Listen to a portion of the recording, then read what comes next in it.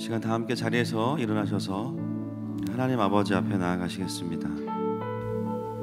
아버지께 참되게 예배하는 자들은 영과 진리로 예배할 때가 오나니 곧 이때라. 아버지께서는 자기에게 이렇게 예배하는 자들을 찾으시느니라. 하나님은 영이시니 예배하는 자가 영과 진리로 예배할지니라.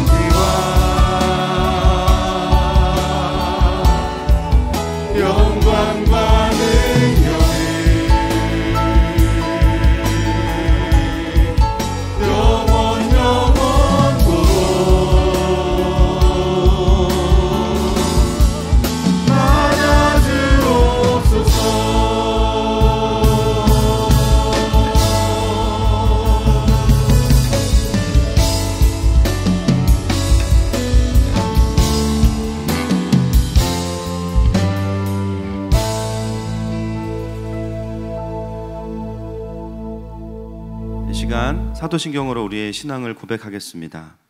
나는 전능하신 아버지 하나님, 천지의 창조주를 믿습니다. 나는 그의 유일하신 아들, 우리 주 예수 그리스도를 믿습니다.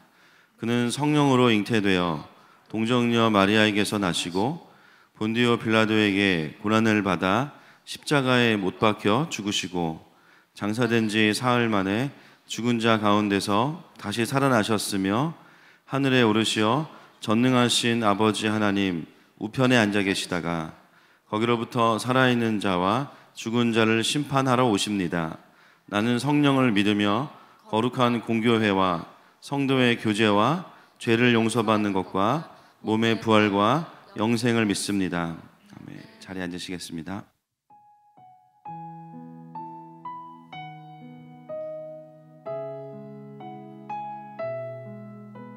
하나님, 이 시간 우리를 주님의 보좌 앞으로 부르셨습니다. 우리 함께 찬양하며 나아갑시다. 주 없이 살 수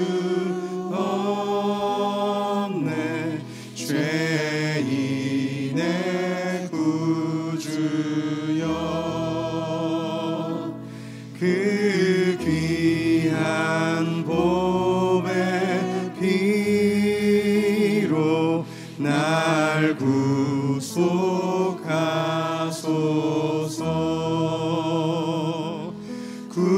구주의 사랑으로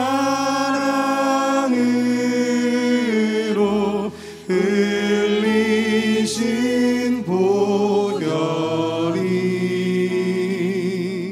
내 소망 나의 위로 내 영광 됩니. 다시 한번 고백합니다. 주 없이 살 수 없네. 죄인의 구주여, 그 귀한 보배 피로 날 구속하 구주의 사랑으로 구주의 사랑으로 흘리신 보혈이 내 소망 나의 위로 내 영광 되니 구주의 사랑으로 구주의 사랑으로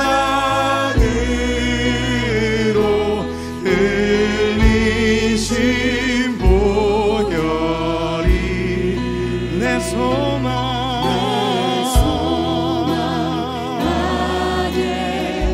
나의 영광 됩니다. 영광 돼. 아멘.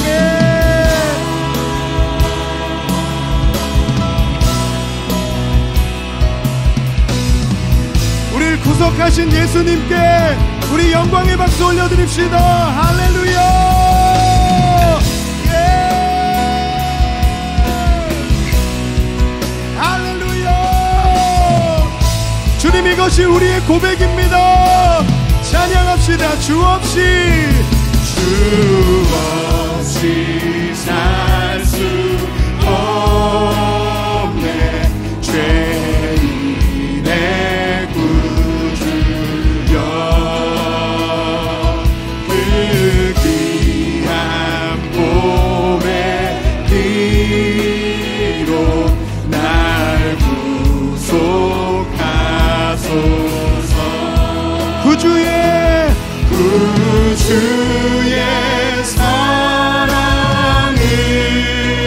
사랑으로 흘리신 보혈이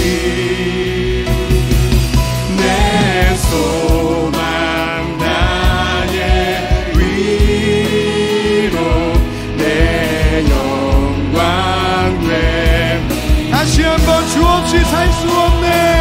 주 없이 살 수 없네. 죄인의 구주여 그 귀한 몸의 피로 날 구속하소서. 구주의 사랑으로 구주의 사랑으로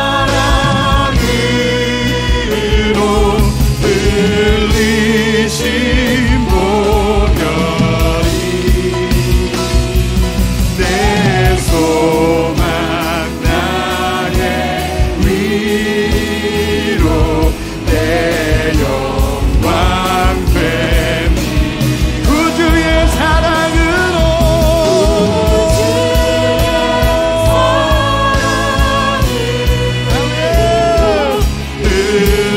흘리신 보혈이 내 소망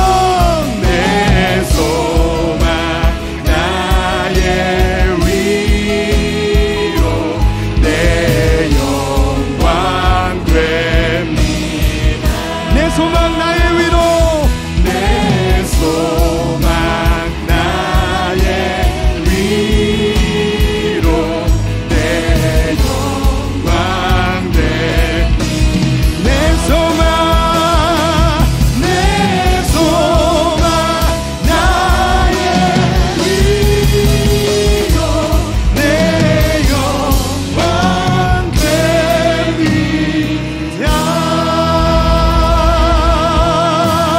우리의 소망, 우리의 위로자, 우리의 영광 되신 예수 그리스도, 그 주님을 찬양하며 경배합니다. 할렐루야. 아멘.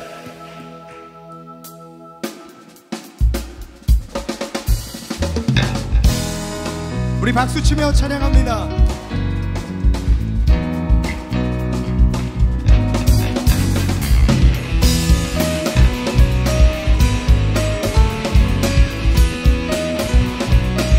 찬양합니다. 오 나의 주님, 오 나의 주님, 내게 생명 주시니 당신은 내게 얼마나 소중한지 날 구원하신 주께 나의 모든 것 드려 나 날마다 주를 전파하기 원하네.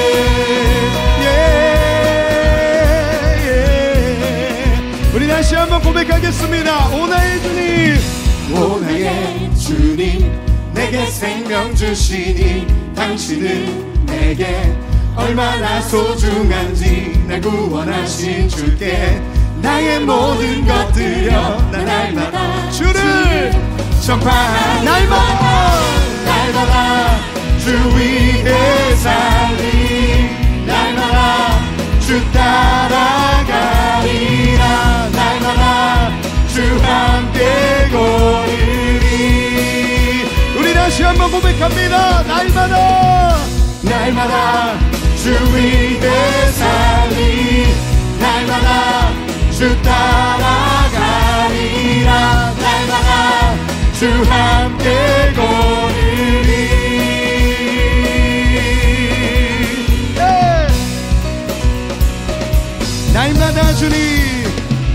날마다 주님 말씀 위에 서기를 주님을 더욱 알기 위해 기도해 내 발걸음마다 주님 날 인도하시니 세상 빛이 되기 원합니다. 할렐루야.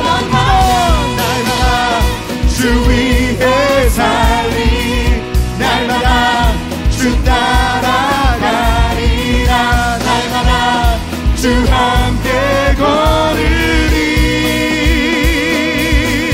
날마다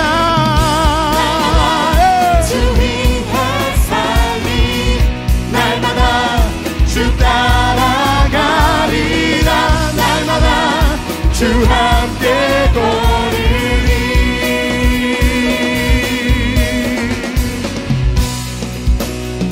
나 주만 위해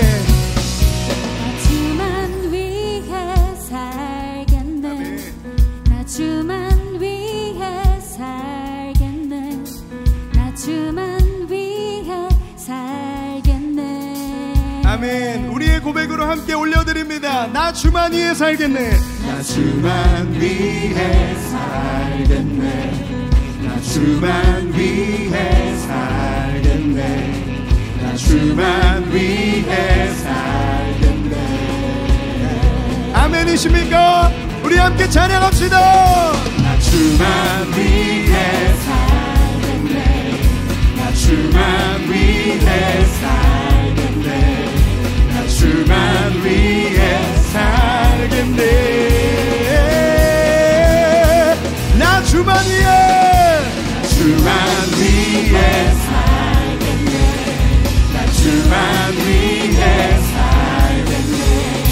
나 주만 위해 살겠네. 날마다 주 위에 살리 날마다 주 위에 살리 날마다 주 따라가리라 날마다 주 함께 걸으리 날마다 주 위에 살리 날마다 주 따라가리라 날마다 주 함께 걸으리.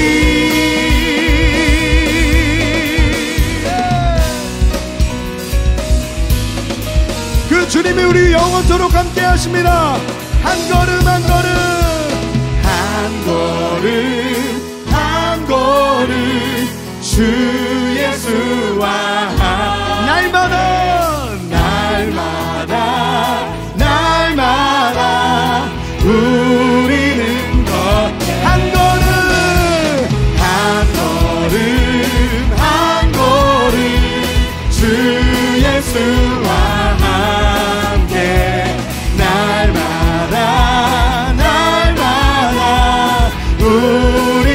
다시 한번 한 걸음 한 걸음 한 걸음 주 예수와 함께 날마다 날마다 우리는 걷겠네.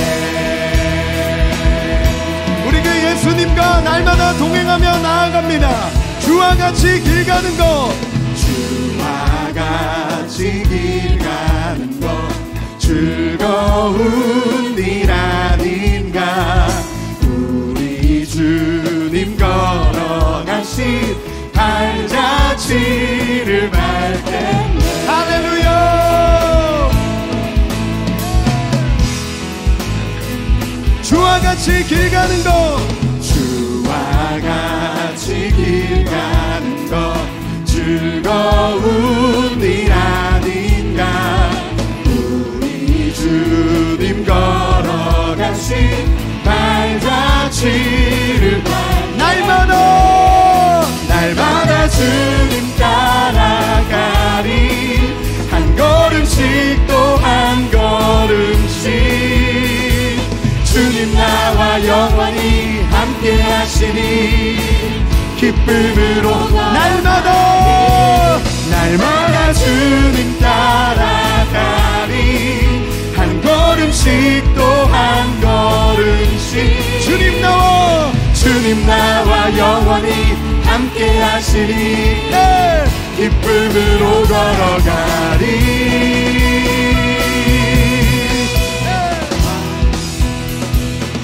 어린아이 같은 우리, 어린아이 같은 우리 미련하고 약한 주의 손에 우리의 삶을 맡겨드립니다. 생명길 할렐루야.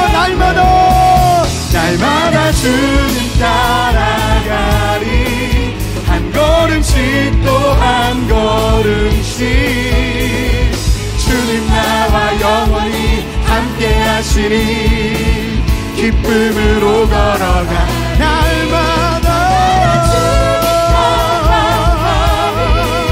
한 걸음씩 또 한 걸음씩 주님 나와 영원히 함께 하시니 기쁨으로 걸어가리. 한 걸음 주 예수와 함께 날마다 우리는 다시 한번 한 걸음 주 예수와 함께 날마다 우리는 걷게. 한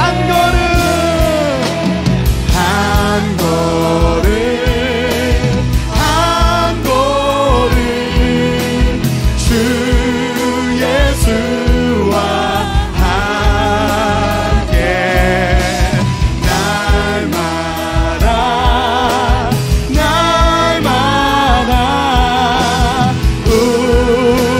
주님과 함께 걷는 것이 우리에게 기쁨입니다.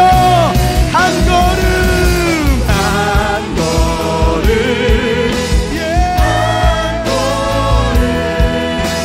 주 예수와 함께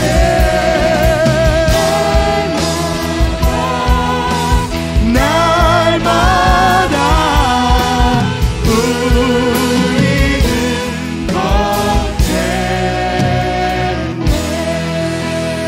우리와 날마다 동행하시고 신실하게 인도하시는 우리 주님께 영광의 박수 올려드립니다. 할렐루야. 아멘. 할렐루야.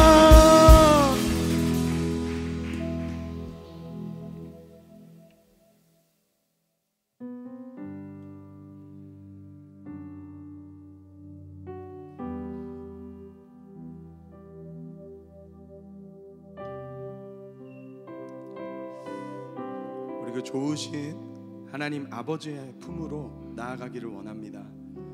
우리 안에 모든 염려와 근심과 또 내 힘으로 되지 않는 것들, 모든 것들 다 내려놓고 우리 아버지 되신 하나님의 품으로 이 시간 나아가며 경배하겠습니다. 주의 따스한 사랑에, 주의 따스한 사랑에 품에 안길 때 부드러운 주의 임재 나 느낄 때 눈부신 주님을 나 기뻐 누리며 온 마음 다해 주 찬양해. 주가 나에게 사랑을 속삭이실 때 순전하신 주의 사랑 나 느낄 때 눈부신 주님을 나 기뻐 누리며 내 삶 드려 주 경배해. 나 이제 주 앞에 두 손 들고 나옵니다. 주 얼굴 바라며 내 사랑 드립니다. 언제나 주 함께 걸으며 주가 주 대신 나 누리니 오 나의 주님 사랑합니다.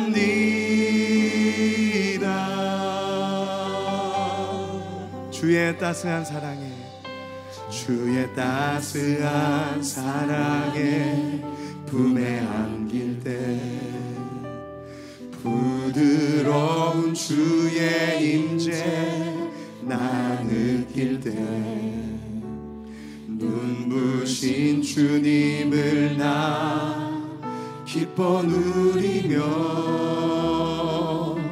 온 마음 다해 주 찬양해.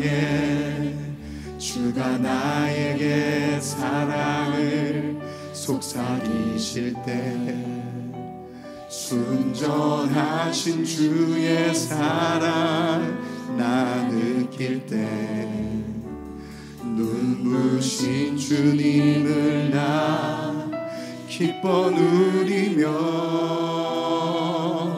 내 삶 드려 주 경배해. 나 이제 주 앞에 두 손 들고 나옵니다. 주 얼굴 바라며 내 사랑 드립니다. 언제나 주 함께 걸으며 주가 주 대신 나 누리니 오 나의 주님 사랑합니다. 나 이제 주 앞에 두 손 들고 나옵니다. 주 얼굴 바라며 내 사랑 드립니다. 언제나 주 함께 걸으며 주가 주 대신 나 누리니 오 나의 주님. 주님 앞으로 한 걸음 더 나아갑시다. 나 이제 주 앞에 두 손 들고 나옵니다. 주 얼굴 바라며 내 사랑 드립니다. 언제나 주 함께 걸으며 주가 주 대신 나 누리니 아멘. 오 나의 주님. 우리 다시 한번 고백합니다. 나 이제 주 앞에 두 손 들고 나옵니다. 주 얼굴 바라며 내 사랑 드립니다. 언제나 주 함께 걸으며 주가 주 대신 나 누리니 오 나의 주님 사랑합니다. 내가 받는 모든 땅 주를 예배하게 하소서. 주의 보혈로 덮어 덮어지게 하소서. 내가 선이고 주의 거룩한 곳 되게 하소서. 주의 향기로 물들이소서. 내가 받는 모든 땅, 내가 만든 모든 땅 주를 예배하게 하소서. 주의 보혈로 덮어지게 하소서. 내가 선이고 주의 거룩한 곳 되게 하소서. 주의 향기로 우리 소리 높여 고백합니다. 내가 받는 모든 땅, 내가 만든 모든 땅 주를 예배하게 하소서. 주의 보혈로 덮어지게 하소서. 내가 선이고 주의 거룩한 곳 되게 하소서.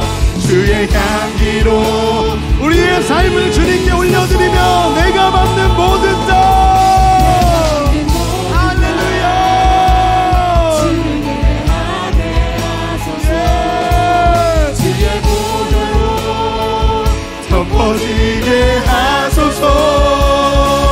내가 선이고 주의 거룩한 곳 되게 하소서. 주의 향기로 물들이소서.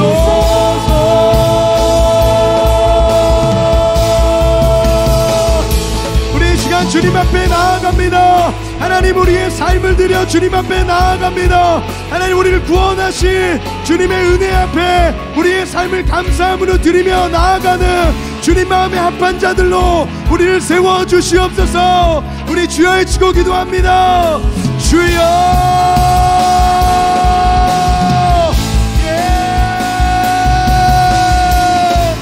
주님, 우리의 삶을 주님 앞에 고백합니다. 아버지, 우리가 거저받은 은혜, 십자가의 구속하심의 은혜 앞에 섭니다. 주여, 우리의 삶을 인도하여 주십시오. 나의 모든 삶이 주님을 경배하게 하시고 주님 부르시는 곳 가운데 서게 하여 주옵소서. 주여,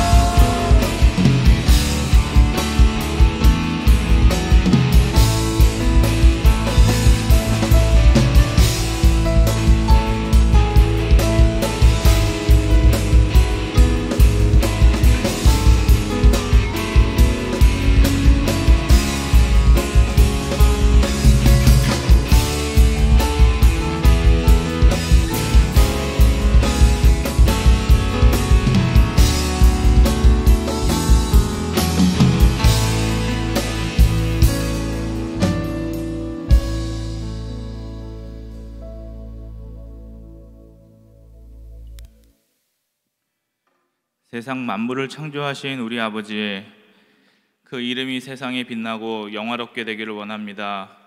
세상을 온전하게 창조하신 주께서 죄로 창조를 더럽게 한 우리에게 은혜를 내려서 새 하늘과 새 땅에 살 수 있는 영원을 허락하심에 감사드립니다. 죽음 이후의 부활과 영원한 삶을 책임지시는 주께서 우리의 현재의 삶도 책임지실진데 연약한 우리는 매일매일 은혜 없이는 작은 믿음조차 지키지 못하는 삶을 살고 있습니다. 주님, 부디 우리를 긍휼히 여기시고 분별의 지혜를 주셔서 항상 옳은 길 위에 우리를 세워주시기를 간절히 소망합니다. 세상을 창조하신 주께서 우리의 나라를 세워주셨고 주님을 믿는 자들로 나라의 리더가 되게 하셨습니다. 그러나 그들은 자만과 타락으로 믿는 자들로 리더 그룹에서 내려오게 되었고 총칼을 쥔 자들에게 나라를 맡기시고 또 무능한 자들로 리더가 되게 하셨습니다. 그러나 우리는 여전히 우리의 잘못을 깨닫지 못하고 주께서는 전염병으로 또 가난과 기근으로 나라를 벌하십니다.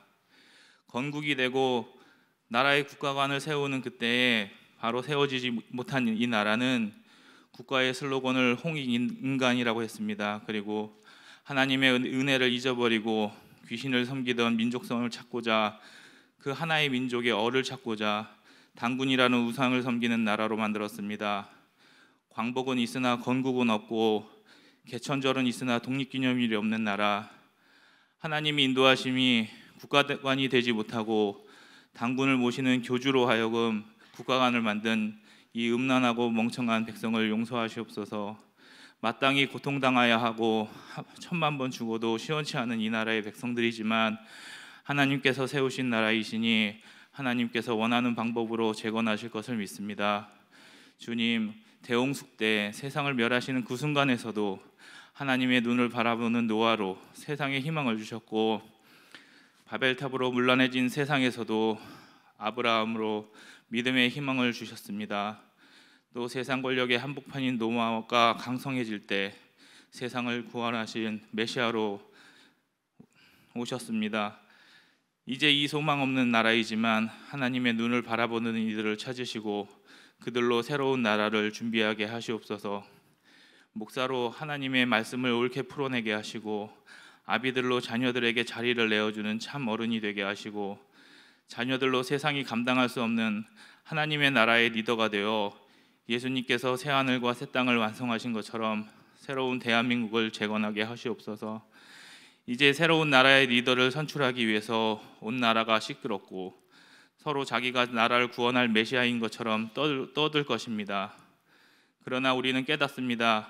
어떤 한 영웅으로 나라가 재건되지 않는다는 것을. 하나님의 백성이 성령으로 충만하고 세상을 분별할 수 있을 때 그때에 하나님의 나라가 이 땅에 임한다는 것을. 주님, 오늘 이 강단에서 선포되고 풀어지는 말씀도 우리에게 더 명철을 주시고 분별할 수 있는 지혜를 주시는 시간이 되기를 원하고 바랍니다. 죄로 하나님의 창조를 어지럽힌 우리에게 영생을 주시려고 이 땅에 내려오셔서 십자가의 보혈로 우리를 의롭게 하시고 새하늘과 새 땅의 왕이 되실 예수님의 이름으로 기도드립니다. 아멘.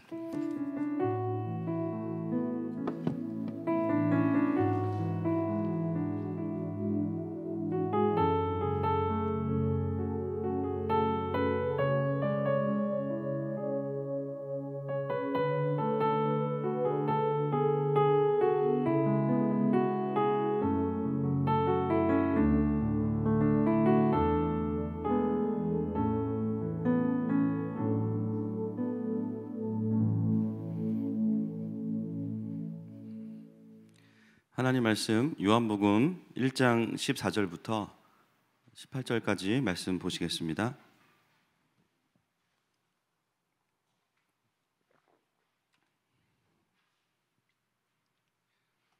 요한복음 1장 14절부터 18절까지 말씀입니다. 교독하겠습니다. 제가 먼저 읽겠습니다. 말씀이 육신이 되어 우리 가운데 거하심에 우리가 그의 영광을 보니 아버지의 독생자의 영광이요 은혜와 진리가 충만하더라. 요한이 그에 대하여 증언하여 외쳐 이르되 내가 전에 말하기를 내 뒤에 오시는 이가 나보다 앞선 것은 나보다 먼저 계심이라 한 것이 이 사람을 가리킴이라 하니라. 우리가 다 그의 충만한 데서 받으니 은혜 위에 은혜로라. 율법은 모세로 말미암아 주어진 것이요 은혜와 진리는 예수 그리스도로 말미암아 온 것이라. 함께 읽겠습니다. 본래 하나님을 본 사람이 없으되 아버지 품속에 있는 독생하신 하나님이 나타내셨느니라. 아멘. 네, 일부 예배 오신 여러분들, 또 가정에서 예배하는 모든 지체들 주님의 이름으로 환영하고 축복합니다. 하나님이 당신을 축복하시네. 아버지의 마음을 알게 하시네. 세상 속에 있어도 하늘을 사네. 고난 중에 있어도 은혜 족하네. 주님께 감사의 박수와 음악 드리겠습니다. 아멘. 네, 광고 있습니다.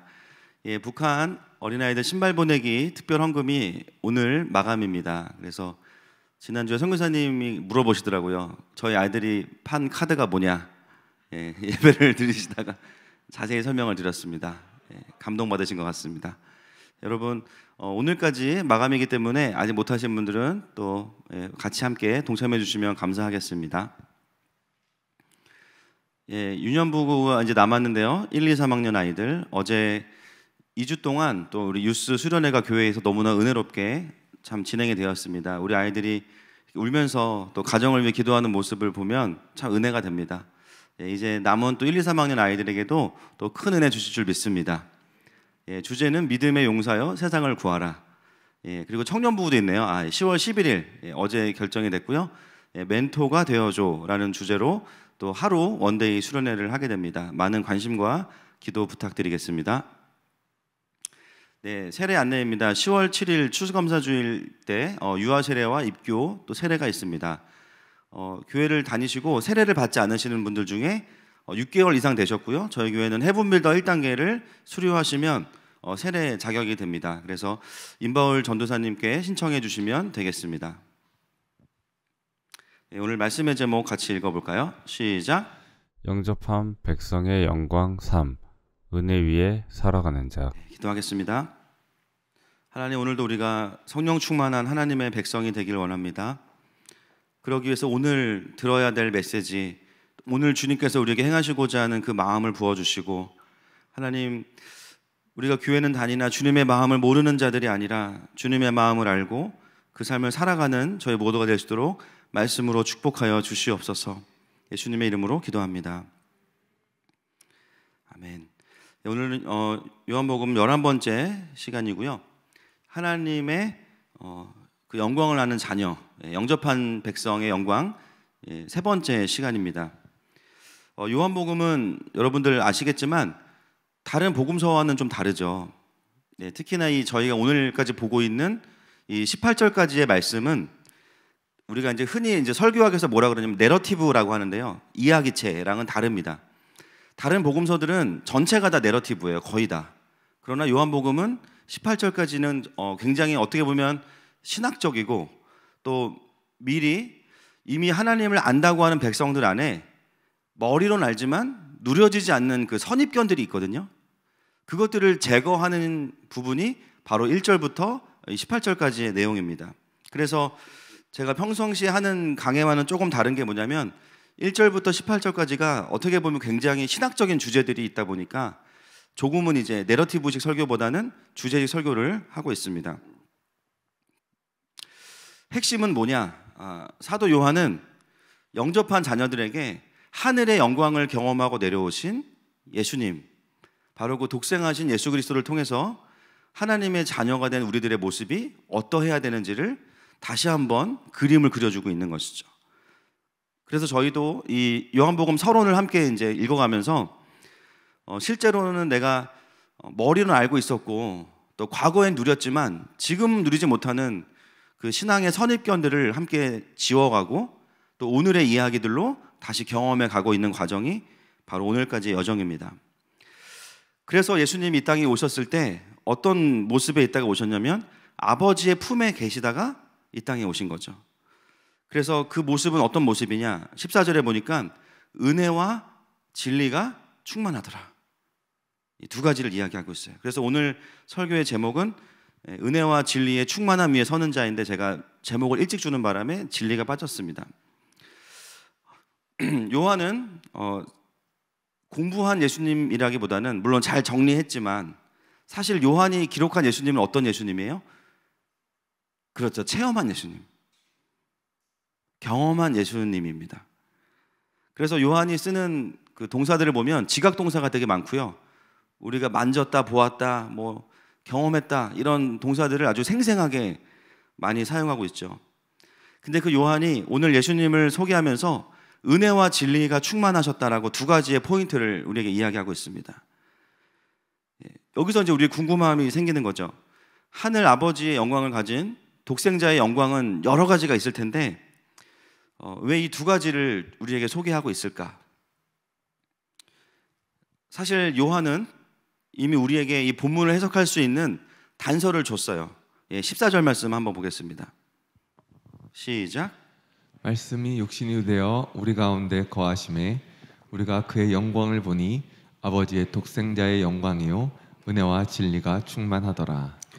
네, 제가 이 말씀을 인용하거나 설명할 때 그 말씀이 육신이 되어 우리 가운데 거하신다라는 이 동사가 어떤 단어라고 말씀을 드렸었죠? 우리 가운데 오셔서 장막을 치시다라는 동사인데 그 바로 거하다라고 번역을 해놨다고 말씀을 드렸습니다.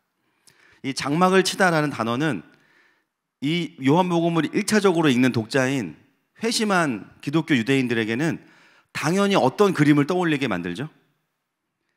성막을 치다. 출애굽기의 그 장면을 떠올리게 만듭니다. 그러니까 제가 요한이 정말 성령의 영감을 받은 천재라고 느끼는 게 뭐냐면 이걸 주저리 설명하진 않아요. 단어 하나로 그냥 오늘의 맥락을 출애굽기랑 딱 걸어놓고 말씀을 이어가는 거죠. 출애굽기의 성막을 생각해 보면 어떻게 보면 타락 이후로 하나님께서 가장 오랜 시간 동안 하나님의 백성들에게 직접 나타나셔서, 부분적이지만 나타나셔서 말 그대로 성육신하신 시간이 출애굽기의 성막과 함께했던 시간입니다. 그 성막 위에 구름 기둥과 불 기둥으로 임재하시면서 하나님의 영광을 드러내셨어요. 요한은 오늘 이 우리 가운데 오셔서 성막을 치셨다라는 단어를 통해서 우리에게 뭘 의도하고 있냐면, 구약에서는 부분적으로 성막으로 임재하신 그 하나님께서 이제는 누구를 통해서 완전하게 우리에게 오셨다는 거예요? 예수 그리스도죠. 살아있는 성막, 살아있는 성전, 그 성막의 본체가 되시는 예수님께서, 하나님이신 예수님께서 이제는 하나님의 백성들에게 나타나셨다. 부분적이었던 모습, 이제는 완전한 독생자의 영광으로 우리 가운데 오셨다. 그것을 이야기하고 있는 것입니다. 그래서 요한은 굉장히 신선한 방법으로 복음을 전하는 것 같지만 사실은 철저하게 구약의 그 메시지의 전통 위에서 그거의 완성의 개념으로, 언약의 성취의 개념으로 예수 그리스도를 전하고 있습니다. 그래서 이 본문을 읽는 예수님을 믿는 유대인들은 무엇을 느끼냐면 자연스럽게 떠올리는 거예요. 아, 그렇구나. 구약의 성막으로 함께 하셨던 그 하나님께서 이제는 아들 예수 그리스도를 보내셔서 우리와 함께 하셨고, 그 다음에 임마누엘은 누굴 통해서 이루어지는 거죠? 바로 성령 하나님이에요. 그래서 요한복음을 보시면 14장 이후부터는 누구 얘기를 많이 합니까? 성령님에 대한 이야기를 많이 하는, 보혜사에 대해서. 그러니까 요한복음은 전체를 관통하는 주제가 임마누엘인 거예요. 성막으로 함께 하셨던 하나님께서 예수 그리스도로 우리에게 나타나셨고, 또 이제는 성령님께서 오셔서 우리와 끝까지 함께 하신다. 그 이야기를 일관되게 풀어가고 있습니다. 그래서 오늘 본문은 또 한 번 더 모세를 언급함으로 인해서 바로 오늘 본문의 맥락이 성막과 연결되어 있음을 이야기해요. 자, 17절 말씀 보겠습니다. 시작. 율법은 모세로 말미암아 주어진 것이요 은혜와 진리는 예수 그리스도로 말미암아 온 것이라. 아멘. 이렇게 연결하고 있는 것이죠. 그래서 이스라엘은 성막을 통해서 하나님의 임재와 영광을 누립니다. 그리고 그 하나님의 영광을 누렸던 백성 중에서 한 번 더 깊이 들어가서 하나님의 영광을 경험한 사람, 바로 모세죠. 오늘 요한이 말하고자 하는 은혜와 진리의 충만함은 바로 그 맥락에서 우리가 이해를 하면 됩니다. 여러분, 모세가 하나님의 영광을 경험하는 그 시간은 어떤 사건을 중심으로 일어납니까? 이스라엘 백성들이 황금 송아지를 섬기는 우상숭배 사건, 33장에서, 그렇죠? 오랫동안 모세가 내려오지 않으니까 불안한 거예요. 그래서 황금 송아지를 만들어 놓고 아론과 함께 주님이라고 부르죠. 하나님이라고 불러요. 그것을 보고 하나님이 진노하십니다. 그 맥락에서 모세가 하나님과 이스라엘의 중재자로 서면서 하는 기도 가운데 원컨대 주의 영광을 보이소서, 그리고 하나님의 영광을 경험하고 다시 깨어진 돌판을 만들어서 하나님께 나아갑니다. 그때 여호와께서 여호와의 이름을 선포하세요. 출애굽기 34장 5절부터 7절까지 보겠습니다. 준비 시작. 여호와께서 구름 가운데 강림하사 그와 함께 거기 서서 여호와의 이름을 선포하실세. 여호와께서 그의 앞으로 지나시며 선포하시되 여호와라 여호와라 자비롭고 은혜롭고 노하기를 더디하고 인자와 진실이 많은 하나님이라. 인자를 천대까지 베풀며 악과 과실과 죄를 용서하리라. 그러나 벌을 면제하지는 아니하고 아버지의 악행을 자손 3, 4대까지 보응하리라. 아멘. 이것이 그 상황에 하나님이 가르쳐 주신 하나님의 이름이었습니다. 그 이름을 두 가지로 정리하면 뭐냐면, 범죄한 이스라엘을 용서하시지만 그 죄에 대해서는 추적하시는 하나님. 이거를 더 줄이면 사랑과 공의의 하나님이에요. 시편 33편 5절 말씀, 그리고 71편 15절 말씀 보겠습니다. 시작. 그는 공의와 정의를 사랑하시며 세상에는 여호와의 인자하심이 충만하도다. 내가 측량할 수 없는 주의 공의와 구원을 내 입으로 종일 전하리이다. 아멘. 여러분, 하나님 안에는 사랑과 공의가 있습니다. 근데 더 놀라운 거는 그 두 가지가 충돌하지 않는다는 거예요. 하나님이시기 때문에 가능해요. 죄를 그냥 지나치지 않으시고 반드시 대가를 치르게 하는 게 공의죠. 그렇지만 끝까지 용서하시고 사랑하시는 분이 또 하나님이세요.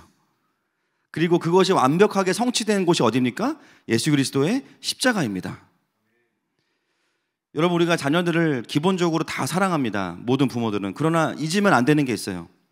우리의 자녀들 또한 복음이 필요한 죄인이라는 거예요. 그래서 우리가 아이들을 훈육할 때는 두 가지가 필요한 거예요. 사랑과 공의가 필요해요. 공의라는 것은 뭐냐? 아이들에게 그냥 내가 분노하는 게 아니라 아이들 안에 있는 죄성을 다루어 주는 게 훈육입니다. 그냥 내가 무조건 화가 나서, 물론 우리가 이제 그럴 때가 많이 있지만 그렇죠? 한 1만 혼내야 되는데 막 만을 혼내, 그죠? 그리고 밤에 이제 혼자 울고 회개하고 이러는데, 물론 우리가 인간이기 때문에 그래요. 그러나 이 훈육의 본질은 뭐냐? 아이들 안에 있는 죄성을 다루는 거죠. 그러면서도 무엇을 전제로 하냐면 절대로 이 관계는 끊어질 수 없다는 사랑을 기반으로 합니다. 그게 바로 사랑과 공의예요. 여러분, 하나님께서 이 세상을 다스리시는 가장 큰 원칙이자 하나님의 성품, 사랑과 공의입니다. 또한 구원받은 우리가 하나님의 자녀인데요, 우리를 양육해 가시는 하나님의 두 가지의 원리, 사랑과 공의예요. 그래서 하나님의 사랑과 공의가 우리에게 경험되어질 때 우리는 그걸 뭐라고 부를까요? 은혜와 진리라고 부르는 거죠. 요한이 말하고 싶은 맥락은 이겁니다. 하나님의 사랑과 공의가 나에게 경험되어지고 때로는 나에게 흘러 넘칠 때는 사랑과 공의가 나가는 게 아니라 은혜와 진리가 넘쳐 흐르는 거예요.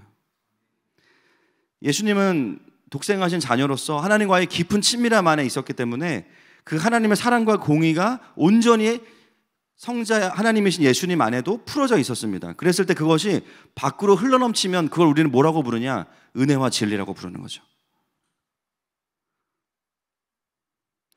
여러분, 하나님의 그 온전한 사랑과 공의의 통치를 경험하는 자녀들은 다른 사람을 향해서 은혜와 진리를 넘쳐 흘려보냅니다.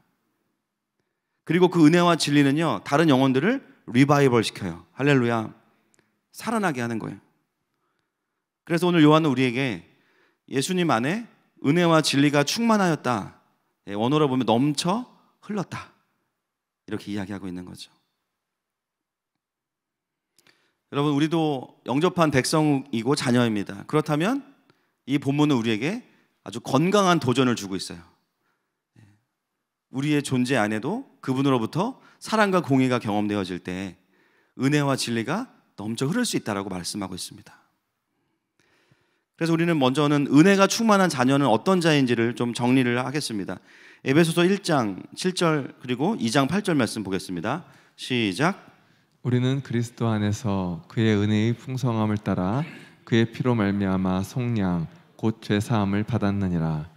너희는 그 은혜에 의하여 믿음으로 말미암아 구원을 받았으니 이것은 너희에게서 난 것이 아니요 하나님의 선물이라. 아멘.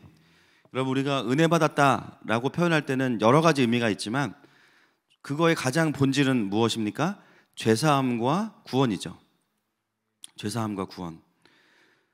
우리의 죄 때문에 영원히 죽을 수밖에 없고 이 땅에서 자유와 기쁨을 누리지 못하고 사망 권세 아래 살아가야 되는 우리를 그분이 구원하셔서 자유케 하셨고 용서하셨다는 거예요.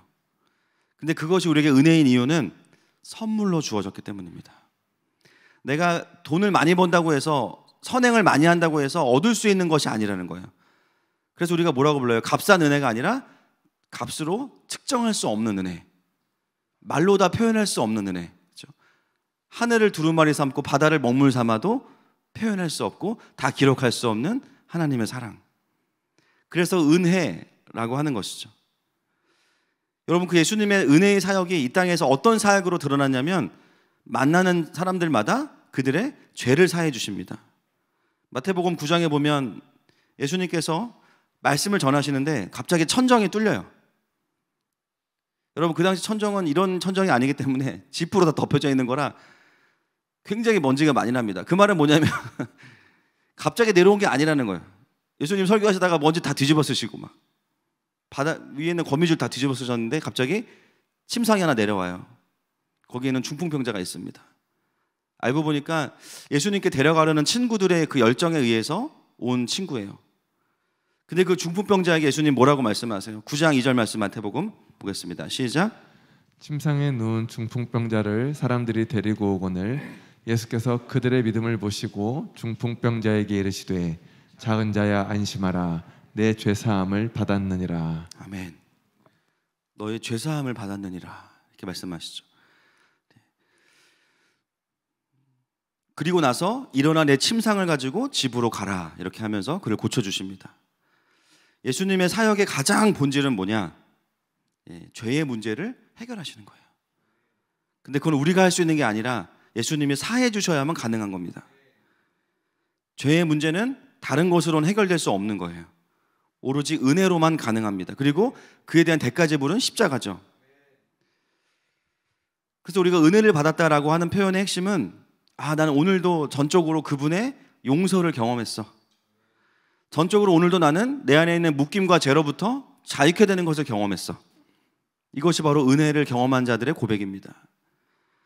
여러분, 그래서 그분을 영접한 자의 삶이라는 것은 뭐냐?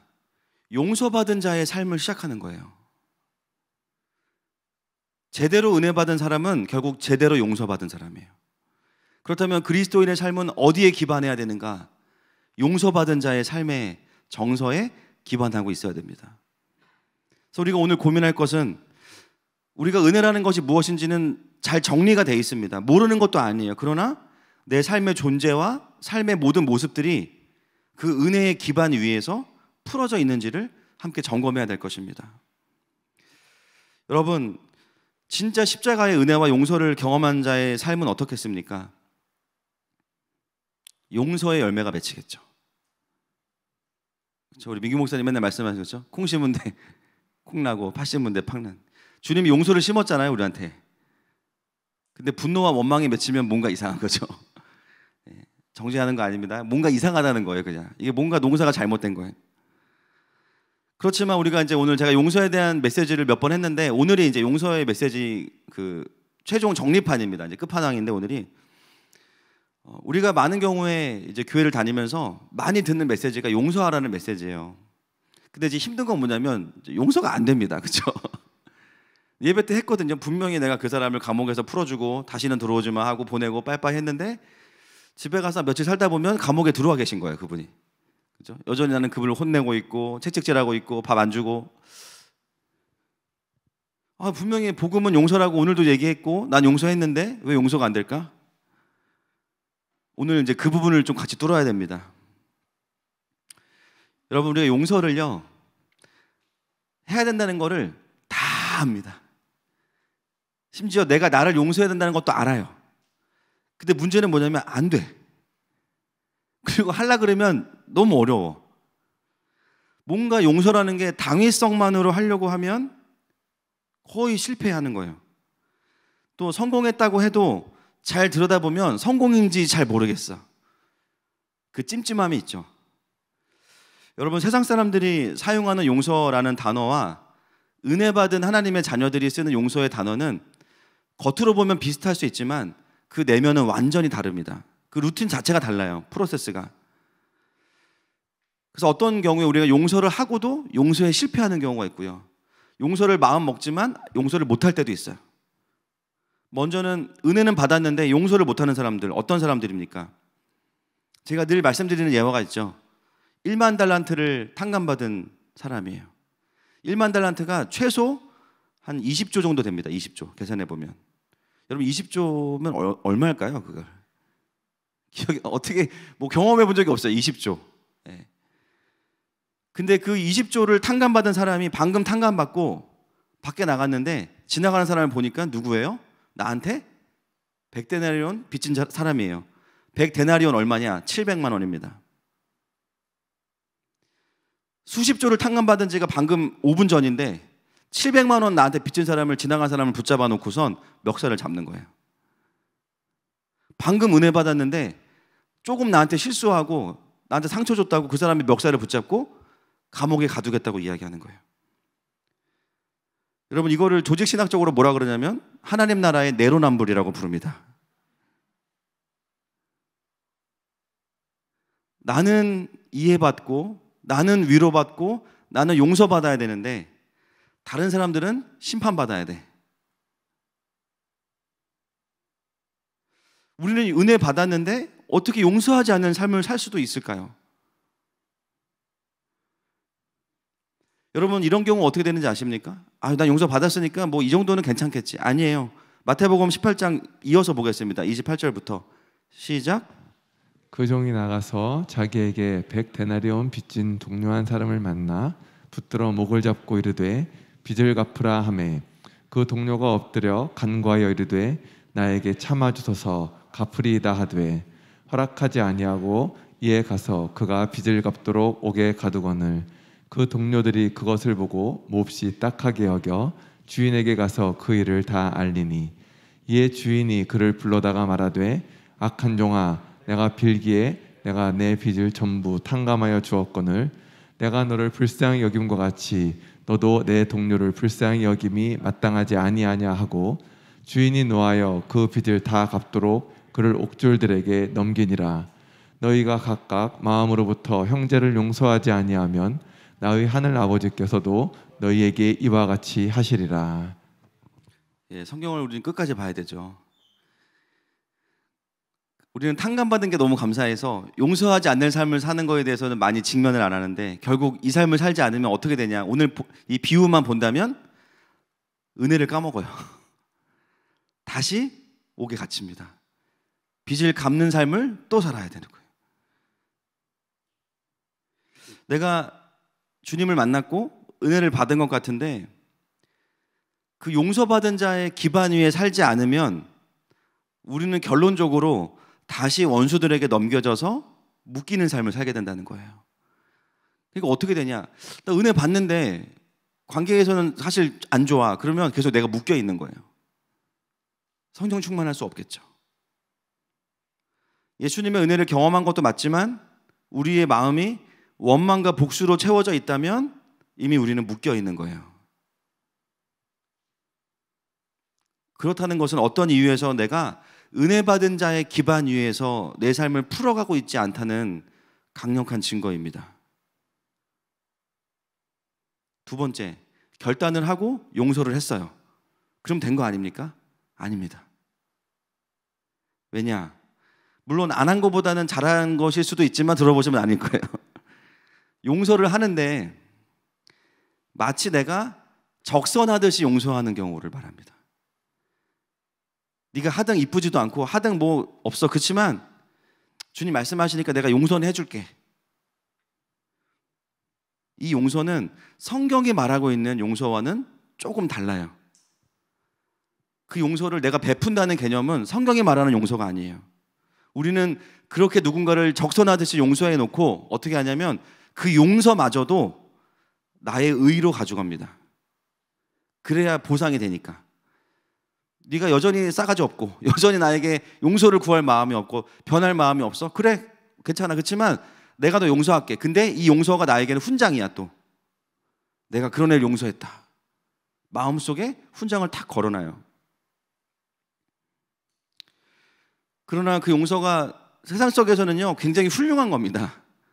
그러나 하나님은 항상 우리에게 무엇을 말씀하시면 그보다 더 위의 기준을 말씀하세요. 더 본질적인 기준을 말씀하세요. 하나님께서 말씀하시는 그 진짜 용서란 무엇인가? 성경에 말하는 은혜의 용서의 본질은 나를 용서하신 그분 안에 계속해서 머물러 있는 겁니다. 그 탕감받은 자의 감격의 자리에 계속 있는 거예요. 그래야만 나에게 700만 원 빚진 사람을 봐도 아무렇지도 않게 퉁칠 수 있는 거예요. 근데 그게 나의 의가 되지 않아요. 왜냐하면 내가 방금 탕감받은 감격이 아직도 있기 때문에.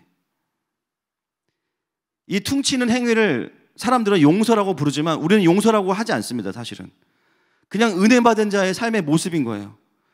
내가 지금 로또가 돼가지고 100억을 벌었는데 나한테 1,000만 원 빚진 사람 탕감해 줄 수 있는 거예요. 감사하니까. 내가 받은 은혜가 얼마나 큰 것인지를 정말 알고 그 은혜의 기반 위에 살아가고 있다면, 일상 속에서도 그 은혜의 기반 위에 내가 묵상 가운데, 그 울림 가운데 있다면, 그 사실 나에게 벅차고 감사해서 조금만 생각해 보면요, 나에게 조금 빚진 사람들에게는 너그러워지는 거죠. 여러분, 사실 우리는 어떤 사람들이냐면 작은 일도 못 넘어가는 전문 용어로 깍쟁이들입니다. 겉으로 나이스한 척하지만 속으로 다 계산하고 있어요. 근데 우리가 어떻게 보아스와 같은 삶을 살 수 있어요? 하나님의 은혜가 우리를 완전히 덮으셨기 때문이에요.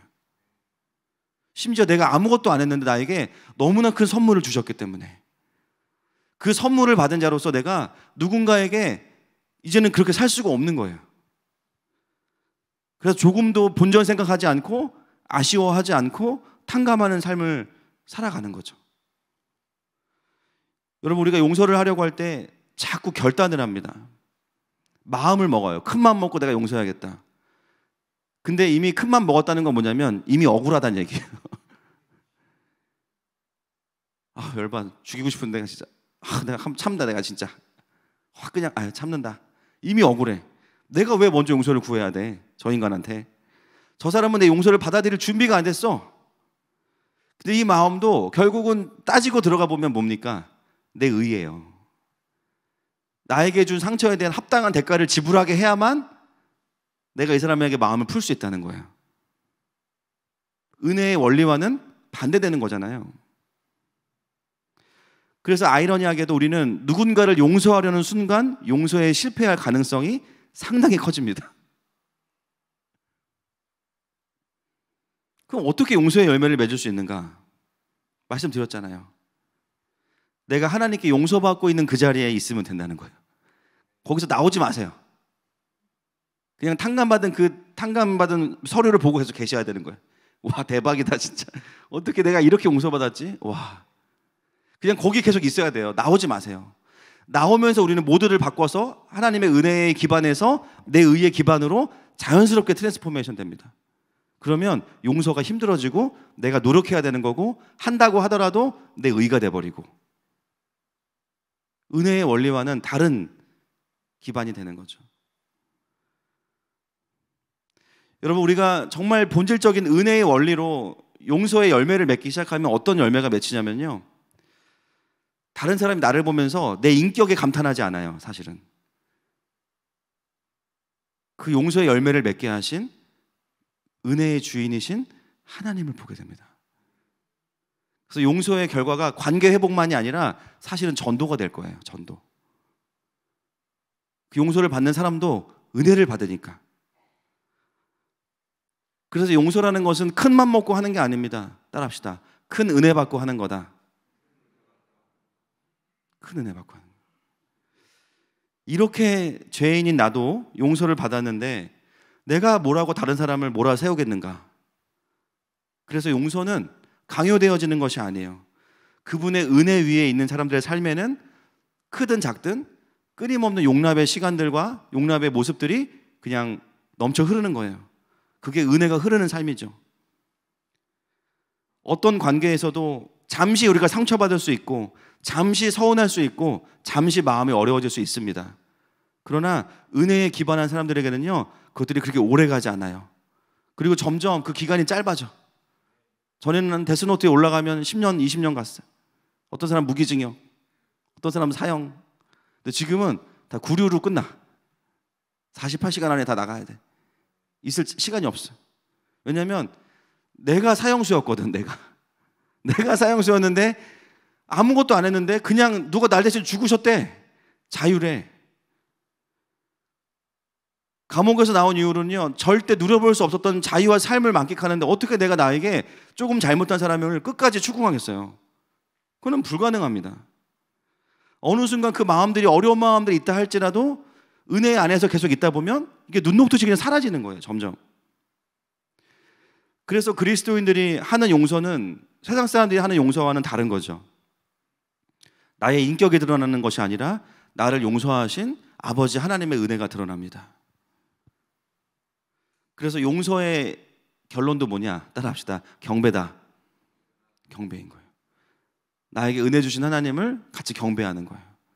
아니었으면 너 죽었어. 그렇지만 괜찮아. 왜냐면 나도 그러다 살았거든.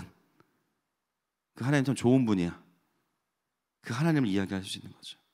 여러분, 이 은혜의 기반으로부터 살아가는 자들의 삶에 나타나는 용서의 열매가 우리 모두에게 넘쳐나기를 선포합니다. 두 번째, 은혜 받은 자는요, 보답하는 삶을 살아갑니다. 보답하는 삶. 여러분, 우리가 사람들과의 관계에서도 그럴 때 있죠. 너무 과한 섬김을 받으면 어떤 마음이 들어요? 아무 마음 안 드세요? 당연하지 이러세요? 아니죠. 그래, 이 정도는 받아야지. 아니죠. 사실 우리가 과한 섬김을 받으면 보답하고 싶어요. 저도 가끔 지방에 이제 요즘은 거의 안 가지만 수련회 강사로 가면요, 과한 섬김을 하는 팀들이 있어요. 막 호텔 예약해주고 막 거기에 막 속옷도 다, 근데 제 스타일은 아니야. 하여튼 막 그리고 막 10분마다 한 번씩 뭐 필요한 거 없으시냐고 막 안 들어오는 게 필요한 거예요. 안 들어오는 게 좀 쉬어야 되는데 계속 물어보고 막. 근데 뭐 안 그래도 잘 섬기지만 이제 그렇게 또 섬겨주시면 제 마음속에 아, 대충 해야지 하려다가 쫄지 말지만 열심히 하자 이렇게 마음이 바뀌어요. 보답하고 싶은 거죠. 여러분, 진짜 하나님의 큰 은혜를 받은 사람들은 어떻죠?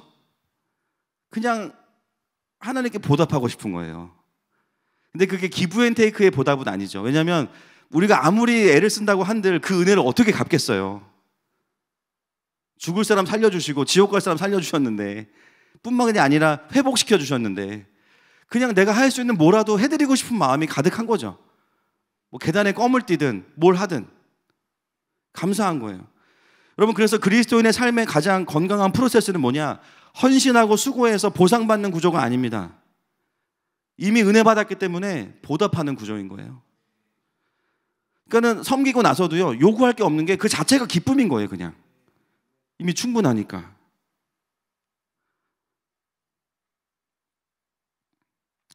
제가 이전에 전도사 때 섬겼던 청년부에서 정말 속속이던 자매가 한 명 있었습니다. 그 부모님이 이제 그 전형적인 그 모태 신앙이에요. 이 친구도. 그러니까 중고등학교 때까지 교회 열심히 다니고 20살 되면서 이제 방황을 시작했는데, 부모님이 너무 엄하니까 예배를 빠질 수가 없는 거예요. 그러니까 어떻게 했냐?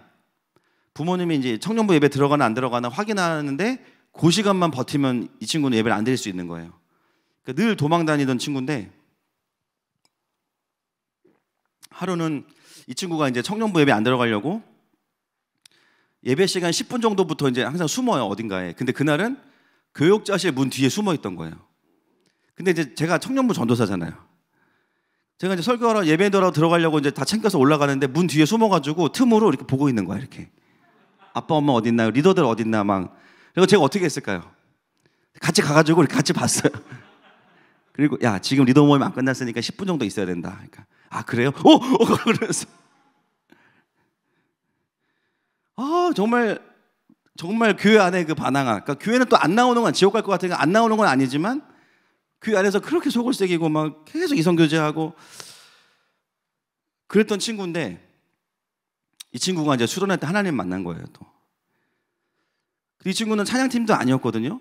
근데 갑자기 하나님 만나고 어떤 변화가 있냐면, 찬양팀도 아닌데 찬양팀 연습 시간에 와가지고 옆에서 같이 일을 하고 있어요. 그냥 라인도 정리하고. 적응이 안 되는 거예요. 예배 일찍 오고. 야, 너 왜 그러니? 너 불안하다. 초반부터 달리면 안 된다. 은혜 받은 거 알겠지만 좀 힘을 빼라. 이렇게 말을 했는데, 이 친구가 뭐라 그랬냐면, 하나님을 만나고 나니까 너무 감사해서 하나님께 어떻게 보답을 해야 될지 모르겠다고. 자기가 한 달 용돈도 다 헌금해보고 근데 마음이 안 채워져. 더 하고 싶어. 그러니까는 교회 근처도 얼씬하지 않던 친구가 계속 교회 근처를 얼쩡거리는 거야. 뭐 할 일 없나 계속 보면서 뭐 아무것도 안 시켰는데 자기가 와서 다 청소하고 막 하고, 안 나온 애들 전화하고 막. 근데 그 친구에게 마음 안에서 보답이라는 단어가, 저는 그날 하나 딱 듣고요, 하루 종일 울었어요, 혼자. 그 앞에서만 쿨한 척했지. 저 녀석이 어떻게 저런 말을 하지? 보답? 하나님의 은혜가 너무 감사해서 그냥 뭐라도 하고 싶은 거야. 보답. 여러분, 은혜 받은 자의 삶은요, 이미 충분하기 때문에 드리고 싶은 거예요. 신앙생활은 그런 거죠. 하나님 우리를 막 삥 뜯고 이런 게 아니라 너무 감사해서 뭐라도 드리고 싶은 거예요. 그리고 그런 우리의 삶을 보시면서 하나님이 축복해 주시는 구조가 이게 진짜 아름다운 구조입니다. 따라합시다. 그래서 신앙생활은 보상 심리가 아니다. 보답 심리다. 보답 심리. 여러분, 신약에서 은혜라는 말을 가장 많이 쓴 사람이 누군지 아십니까? 단원코 바울입니다. 이유는 가장 많은 성경을 썼기 때문일 거고요. 오히려 요한은 은혜라는 말을 한 3-4번밖에 안 써요. 물론 이제 양도 많이 기록했지만 왜 많은 신학자들이 뭐라고 이야기하냐면 바울의 신학은 은혜와 영광의 신학이다 이렇게 이야기하거든요. 근데 여러분, 바울을 잘 생각해 보면 바울은 어떤 사람이냐? 기질상 보상이 되게 중요한 사람이에요. 그리고 그가 예수님을 만나기 전에 인생은 어떤 삶이었냐? 최고의 교사였던 가말리엘 밑에서 총망받는 바리새인이었습니다. 그리고 유대교에서 개종한 사람들을 잡아서 감옥에 넣을 수 있는 검사와 같은 권력을 가진 사람이에요. 그냥 그 자리에 있으면 승승장구하면서 높아질 수 있는 사람이 바울이에요. 근데 그가 예수님 만나고 어떻게 됐어요? 말 그대로 거지가 됐습니다. 알거지가 됐어요. 그죠? 가는 곳마다 헐벗고 매맞고 강에서 자고 입 돌아가고 40에 한 대 감한매를 3번이나 맞고. 그런데 오히려 예수님 만나기 전에 화려한 삶을 살고 넉넉한 삶을 살던 바울이 회심한 이후에 하는 고백들은 뭐냐면 은혜라는 고백이에요. 그리고 만족이라는 고백이에요. 그 누구보다 자기가 회심하기 이전에도 열심히 살았지만 주님을 만난 이후에 목숨 걸고 복음을 전하면서 바울의 모습은 어떤 모습이었냐? 내가 이렇게 열심히 선교하면 복 주시겠지가 아니었어요. 이미 그는 복을 받은 거예요. 이미 은혜를 누리는 거예요. 에베소서 3장 7절 말씀 같이 보겠습니다. 시작. 이 복음을 위하여 그의 능력이 역사하시는 대로 내게 주신 하나님의 은혜의 선물을 따라 내가 일꾼이 되었노라. 그가 자신이 부르심 받은 것도 가능성이 있거나 리더십이 있어서가 아니라 하나님의 은혜의 선물을 따라. 나를 부르신 이가 하나님이시기 때문에.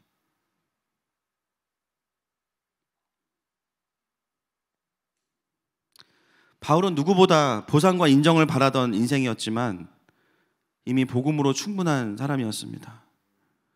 사도행전 20장 24절 말씀 다시 한번 그의 고백을 듣겠습니다. 시작. 내가 달려갈 길과 주 예수께 받은 사명 곧 하나님의 은혜의 복음을 증언하는 일을 마치려 하면은 나의 생명조차 조금도 귀한 것으로 여기지 아니하노라. 자기가 가장 중요한 사람이 바울이었을 텐데요.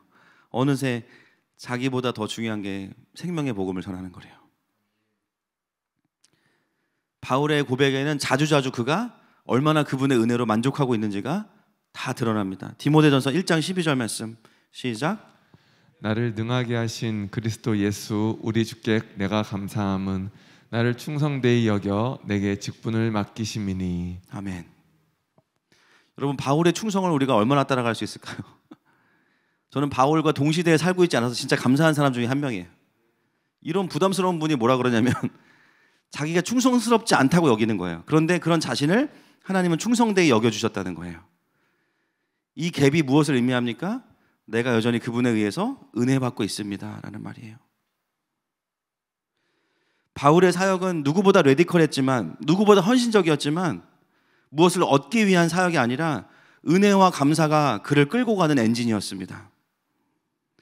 삶의 환경과 상황은 회심 전과 비교하면 거의 부자와 거지의 수준으로 달라졌지만 은혜를 경험한 이후에 바울의 삶은 이미 채워져 있는 거예요.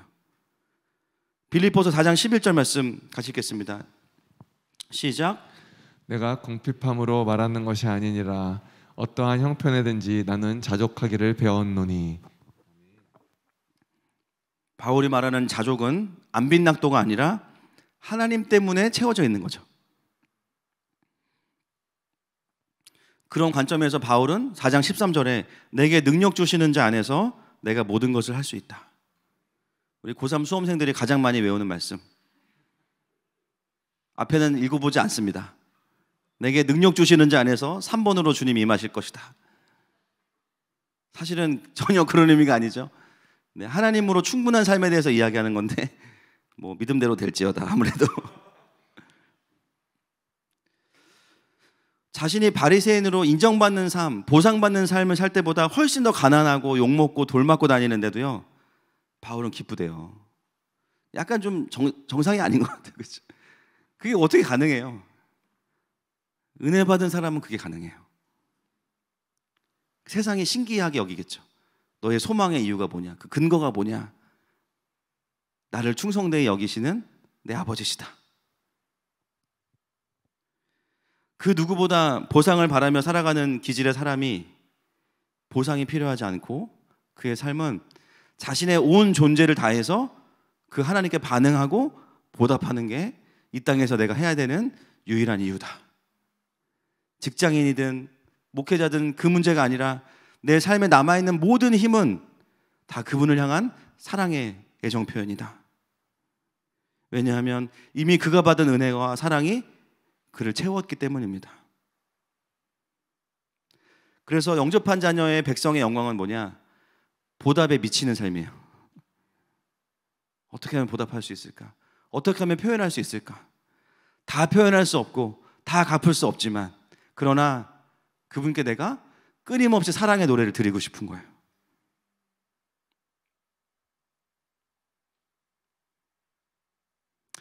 여러분, 우리도 바울의 이런 모습을 보면서 마음이 여전히 도전이 돼요. 근데 우리의 삶을 보면 보답 심리만 있는 건 또 아니에요. 왜 보상 심리가 생깁니까? 왜 항상 주님한테 우리가 그러죠. 보상해달라고. 주님이 무슨 재개발 추진위원회 위원장도 아니고 보험사 사장님도 아닌데 왜 우리가 보상을 요구할까요? 우리가 탐욕스럽기 때문에 뭐 그럴 수도 있어요.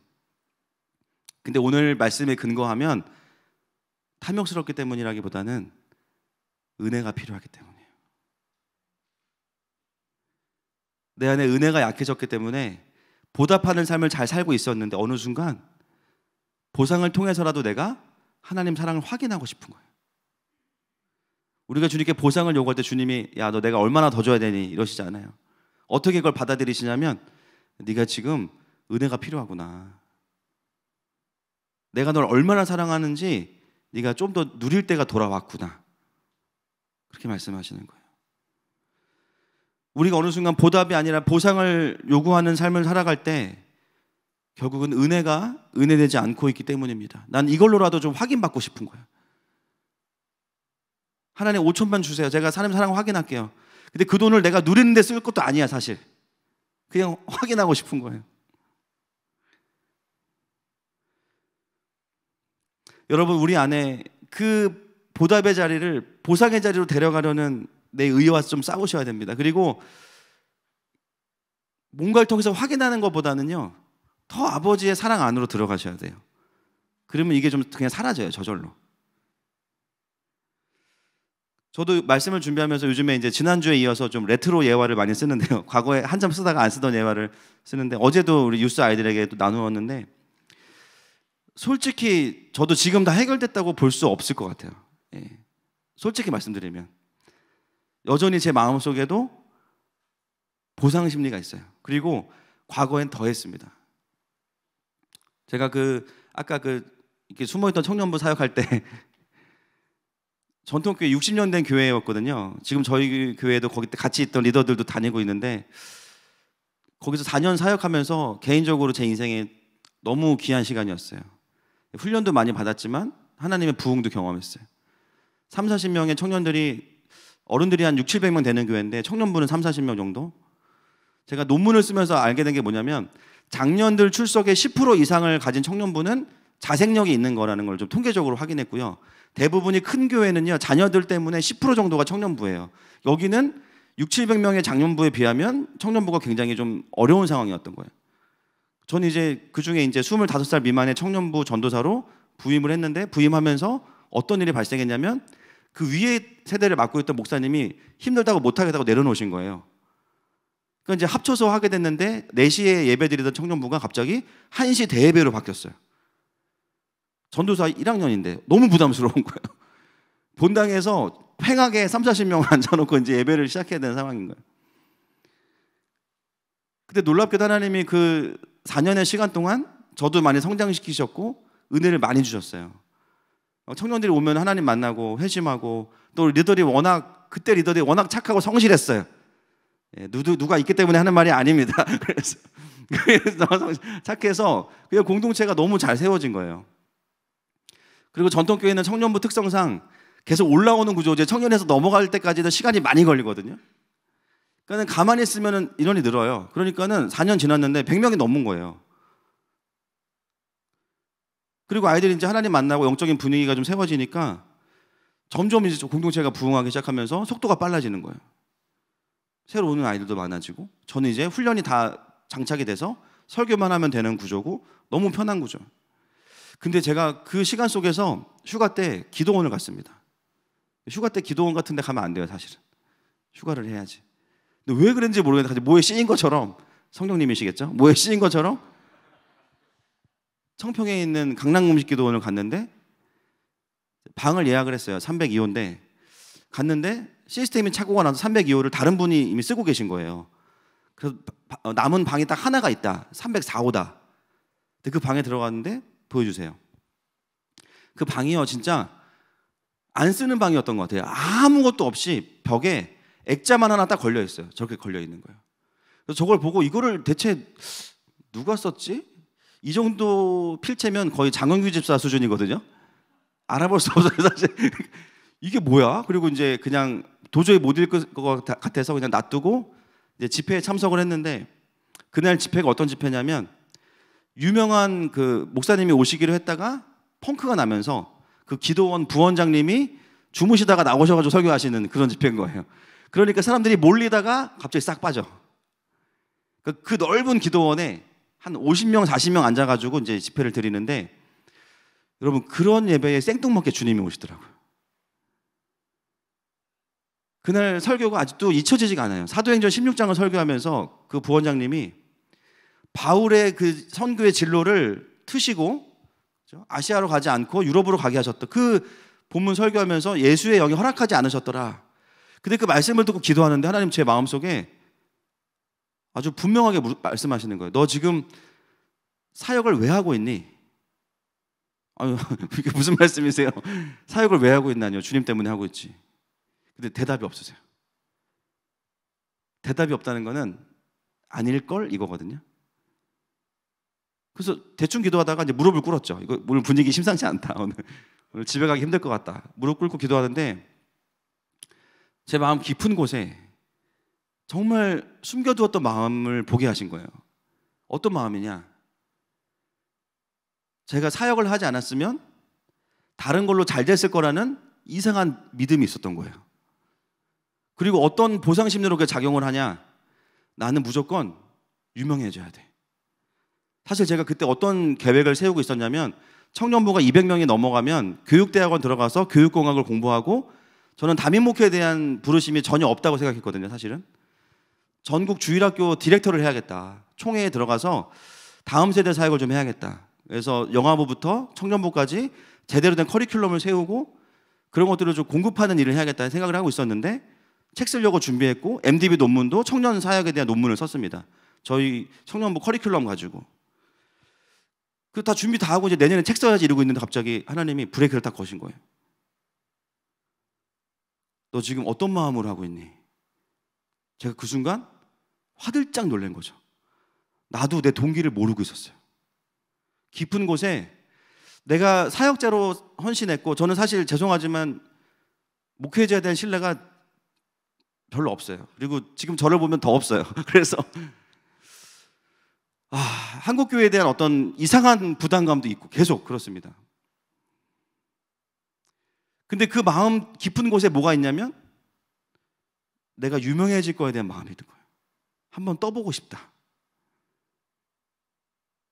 포스터에도 붙어보고 싶고 CTS에도 좀 나와보고 싶고 세상을 바꾸는 150시간인지 15분인지 거기도 좀 해보고 싶고 이상한 보상 심리가 있었던 거예요. 사역은 하나님이 하셨기 때문에 엄청난 부흥이 있었고 아이들이 하나님 만나고 회심하고 막 그랬지만 그게 부정되는 건 아니지만 하나님 저에게 그 순간에 그 부흥으로부터 저를 싹 빼셔가지고 제 마음 안에 있는 동기를 말씀하시는 거예요. 제가 하나님한테 계속 변호하다가 그걸 딱 직면이 되고 나니까 아무런 말이 안 나오는 거예요. 그리고 하나님 뭐라고 말씀하시냐면 너 이제 그만둬. 헐, 이거 이제 뜻만 들이면 끝나는데 이거 4년 동안 하나님이 하셨지만 이거 진짜 와, 이거는 전통교회에서 청년부가 일어나는 거는 사실은 굉장히 건강한 일이거든요. 포기를 못 하겠는 거예요. 포기를. 이게 진짜 힘들었어요. 물론 청년부에 대한 애정도 있습니다. 6개월 동안 나가서 힘들었어요. 담임 목사 연락하지 말라 그래서 연락도 못 하고. 물론 그런 것도 있죠. 그러나 내 마음속을 돌아보면 어떤 힘듦이 있었냐면 내가 수고하고 애쓴 거를 내가 포기한다라는 이 마음들이 있는 거예요. 그 마음을 내려놓는 게 너무 힘들었어요. 새벽에 2시간 이상을 하나님 앞에 씨름했습니다. 하나님, 한 번만 넘어가 주시면 안 될까요? 제가 진짜 회개하고 잘할게요. 답이 없어. 저한테 하나님의 침묵은 여러 가지 의미가 있거든요. 뜻을 안 바꾸신다는 거죠. 2시간 떼쓰다가 사임하기로 결정하고 방으로 돌아왔어요. 새벽 3시입니다. 그리고 아내한테 황당한 얘기를 한 거죠. 여보, 나 그만둬야 될 것 같아. 1시간 동안 아내랑 축 울면서 얘기했어요. 그리고 이제 한숨을 푹 쉬고 그 액자를 딱 보는데 액자가 읽혀지는 거예요. 다시 한번 보여주세요. 이게 하나님 나라의 매직아이거든요. 이게 그 유명한 비전의 치료입니다. 보이세요? 착한 사람만 보입니다. 비전의 치료. 저에게 그 여름 휴가의 시간은 하나님이 저의 비전을 치료하는 시간이에요.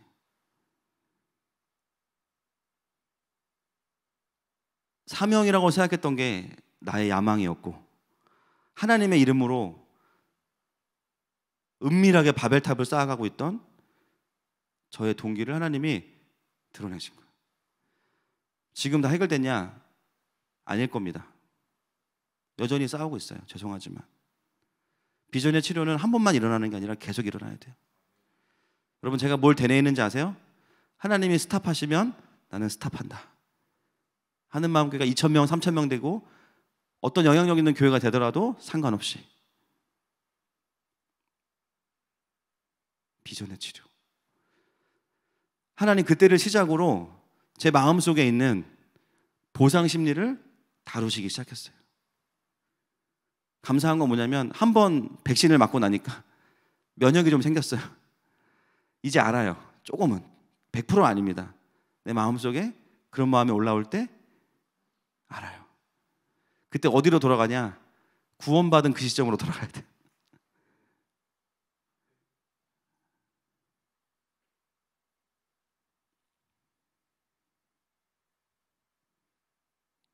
주머니에 1,000원 있어도 그냥 행복하고 어떻게 하나님께 보답해야 될지 몰라서 아무것도 모르지만 20살 때 선교 그거 제가 하겠습니다. 하나님 원하시는 게 그거면 딱 그거 하고 싶어요. 선교자가 되고 싶은 게 아니에요. 열방을 향한 하나님의 눈물을 받기 때문에 그게 하고 싶은 거예요. 아무리 많은 걸 누리고 있다 할지라도 그분의 은혜와는 비교할 수 없죠. 그리고 이것이 사라진다고 해도 그냥 감사한 거죠. 살아있는 동안 자녀들에게 좋은 부모가 되려고 노력합니다. 그러나 주님이 데려가시면 거기서 끝이에요. 감사한 거예요. 주님께 맡기는 거죠. 그 다음은.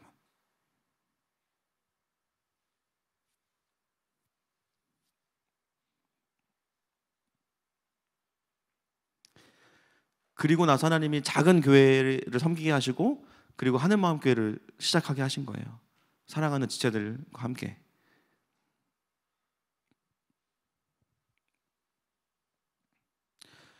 보상을 받아서 우리가 회복되는 것이 아닙니다. 은혜를 회복해야 회복되는 거예요.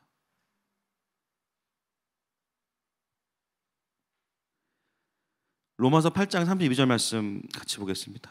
시작. 자기 아들을 아끼지 아니하시고 우리 모든 사람을 위하여 내주시니가 어찌 그 아들과 함께 모든 것을 우리에게 주시지 아니하겠느냐. 아멘. 여러분, 하나님은 사실은 보상하시는 하나님이 맞으시거든요. 근데 그 하나님 우리에게 그거보다는 하나님 자체를 우리가 보상으로 누리라고 말씀하기를 더 원하세요. 사단은 끊임없이 우리에게 섭섭하게 만듭니다. 하나님을 향해서. 하나님은 섭섭지 않게 하시는 분인데요, 사단은 섭섭하게 만들어. 이 싸움이 엄청 강력해요. 세계 선교가 안 돼서 우리가 영적인 침체가 오는 게 아니잖아요. 까놓고 얘기해서. 맞죠? 그렇죠? 내가 원하는 그거 하나 안 들어주신다고 우리 맨날 삐져가지고 막 헌금 깎고 막 그러잖아요. 왜 그렇습니까? 그 하나님의 롱텀으로 내 삶을 바라보면서 섭섭하지 않게 하시는 하나님을 붙잡아야 되는데, 그 짧은 기간에 섭섭함이 와요. 어떤 이유에서건. 그때 우리가 낙심이 되잖아요. 그때마다 우리가 하나님 앞에 나아가야 되는 포인트는 뭐냐? 근본적으로 내가 은혜 받은 자라는 거예요. 근본적으로 내 인생이 덤으로 사는 인생이라는 거예요.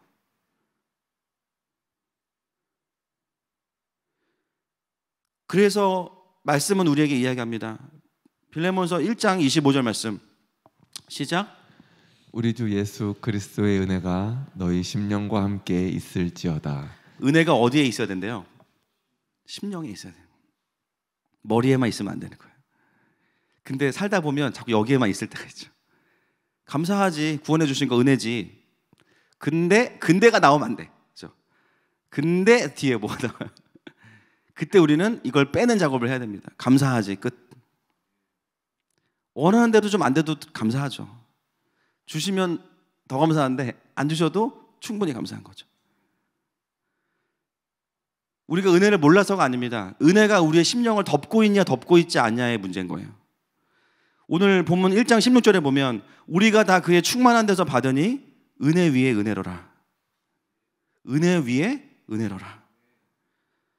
하나님을 모르는 사람들은 흑암 위에 기품이 있고요, 은혜를 아는 사람들은 은혜가 있으면 그 위에 은혜가 있는 거예요. 그것은 무엇입니까? 계속해서 은혜가 있어야 된다는 거죠. 또 은혜를 갈망하는 자들에게 은혜가 주어지는 거죠. 때로 우리가 하나님께 보상을 요구하지만 보상을 요구하는 타이밍에 보상을 주시지 않을 거예요. 그 보상은 보상이 아니니까. 오히려 은혜 위에 은혜가 있을 때 인식하지도 못할 하나님의 보상이 주어집니다.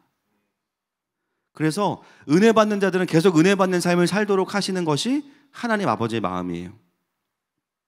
그리고 그런 우리의 은혜에 기반한 삶은 용서의 열매를 맺고 보답하는 삶으로 채워지는 것이 하나님께서 우리에게 말씀하시는 삶이에요. 그리고 그 삶을 완벽하게 살아내신 분이 누구십니까? 독생자 예수 그리스도이십니다. 요한은 우리에게 이제부터 펼쳐질 예수님의 이야기가 이런 예수님이야, 가이딩을 먼저 하고 있는 거예요. 그러면서 우리에게 너희들도 이와 같은 하나님의 자녀야. 우리가 은혜를 은혜로 느낀다면 복수와 원망과 보상의 마음들은 점점 멀어질 거고요, 그냥 은혜만 따라서 살아가게 될 겁니다. 그런데 우리의 삶은 그 어떤 누구보다 강력한 용서의 열매를 맺고 강력한 헌신을 하지만 그것은 어떤 것을 얻기 위한 보상이 아니라 보답하는 삶으로서 누가 봐도 부러워하는 영광스러운 인생이 될 줄로 믿습니다. 시간에 함께 그 주님 앞에 나아갔으면 좋겠습니다. 오늘 우리를 은혜의 자리로 부르시는 그 주님 앞에 이 시간 함께 나아가십시다.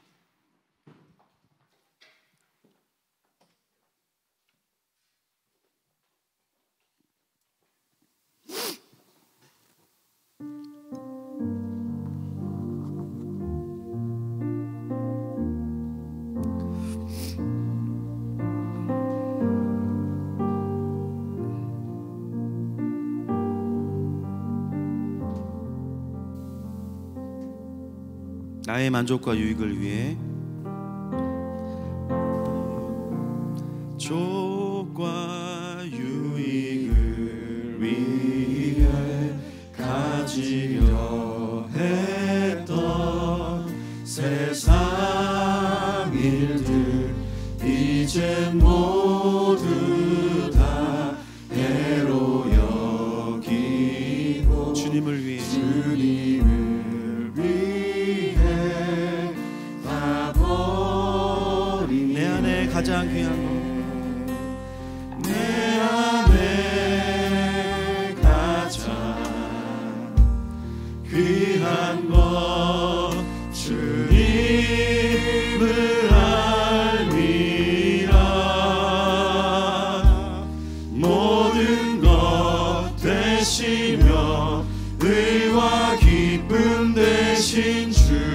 사랑합니다. 부활의 능력 체험하면서 부활의 능력 체험하면서 주의 고난에 동참하고 주의 죽으심 보를 받아서 그의 생명에 참여하네. 내 안에 가장 귀한 건 내 안에 가장 귀한 건 주님을 알미라.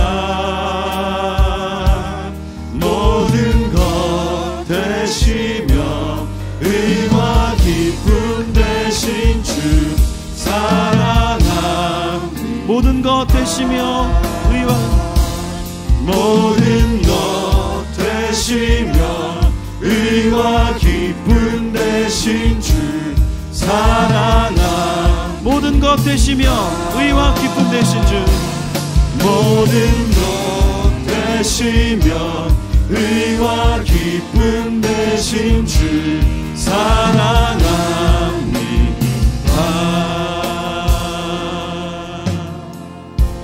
시간에 기도하십시다. 하나님, 오늘 우리의 삶에 은혜의 기반이 회복되기를 소망합니다. 우리가 은혜를 안 받은 것은 아니지만 은혜 받은 이후에 어느 순간 은혜와 용서받은 자의 기반이 아니라 나의 의의 기반 위에서, 보상의 기반 위에서 살아왔습니다. 하나님, 용서하여 주십시오. 오늘도 용서하여 주시고 그 은혜의 기반 위에서 떨어지지 않는 인생이 되게 하여 주시옵소서. 시간에 주여 부르고 회개하면서 기도하십시다. 주여.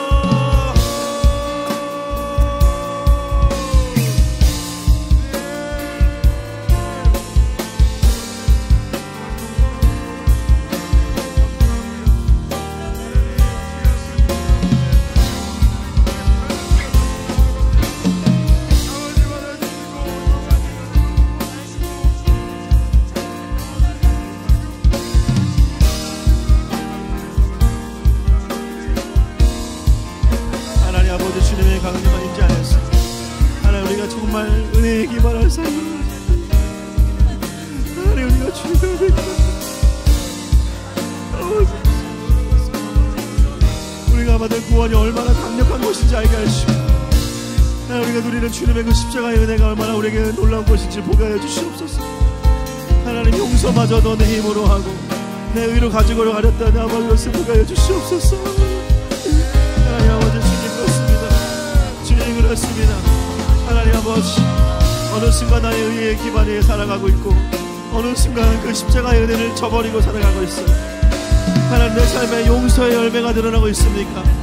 하나님께 보답하고 싶어하는 마음이 강력히 일어나고 있습니까? 하나님 아버지, 내가 주님 앞에서 그렇게 살았던 그 시간들을 회복시켜 주시고 하나님의 그 은혜에 기반한 삶으로 갈 수 있게 하여 주시고, 하나님 아버지, 그 열매를 아버지 못 시켜 주시옵소서. 하나님, 나를 구원하신 것, 내 인생이 덤으로 사는 인생이라는 것, 보너스로 사는 인생이라는 것, 영원한 천국을 향한 진짜 삶이 있다는 것, 하나님 그거를 놓지 않게 하여 주세요. 아버지 하나님, 아버지 하나님,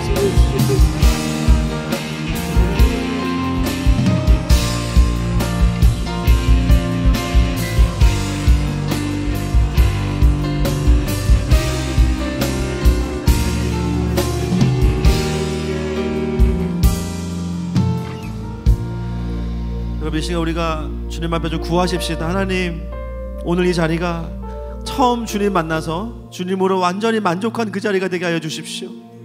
내가 덤으로 사는 인생이고 보너스로 사는 인생인데 이렇게 많은 축복을 누리고 있는데, 하나님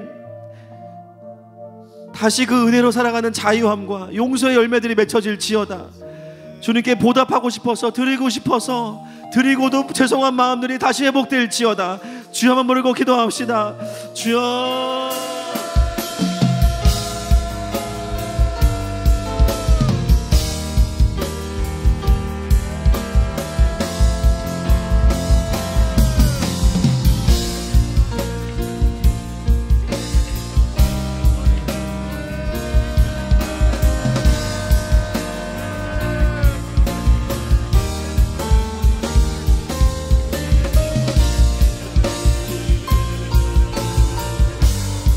하나님 십자가의 구원의 감격이 회복될지어다. 오로지 아버지만으로 만족한다는 고백들이 회복될지어다. 하나님 이 시간 주님께서 하나님 놀라운 주님의 역사 가운데 하나님 아버지 보상의 삶이 아니라 보답의 삶이 되게 하시고 정말 내가 아버지를 인해서 온전할 수 있다는 것을 보게 하여 주시옵소서. 하나님이 얼마나 우리를 채우시는 분이신지를 보게 하여 주시옵소서. 주님 것을 보게 하여 주시옵소서.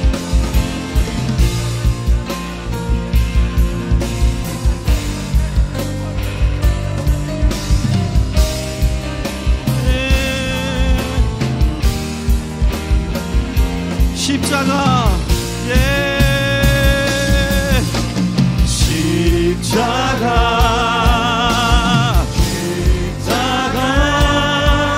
그 그늘 아래 내 소망이 있네.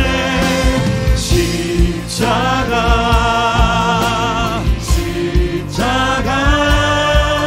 그 그늘 아래 내 생명 십자가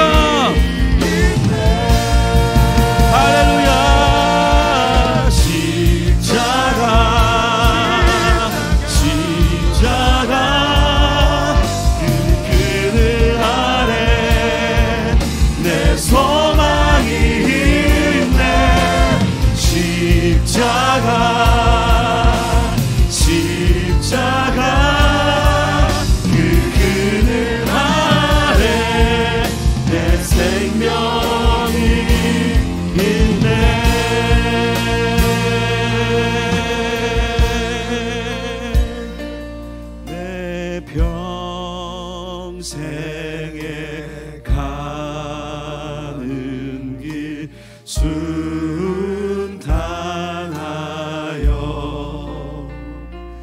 늘 잔잔한 강 가든지 큰 풍파로 무섭고 어렵든지 나의 영혼은 늘 편안하다. 내 영혼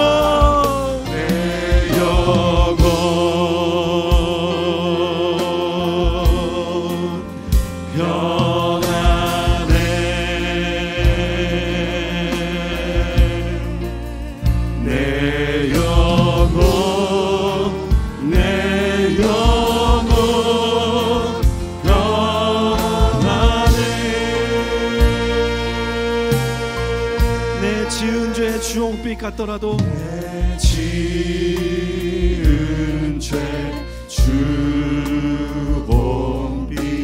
같더라도